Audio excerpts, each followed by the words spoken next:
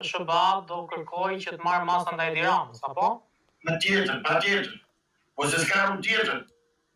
S'ka zgjidhje tjetër. Edi Rama është i dënuar në Shtetet e Bashkuara të Amerikës, ai e di këtë gjë. Nuk kemi asnjë lajmërim që është i dënuar avokat. Nuk ka as zyrtarizim as. Jo më larg se para gjysmore mos gaboj, e deklaroi Pollum Pilinci.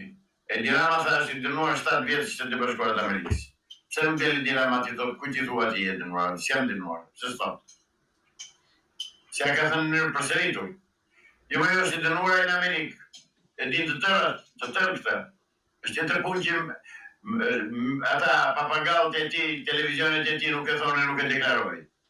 Po është i dënuar në Amerikë. Dhe ai këtë llogarit tani. Sali Berisha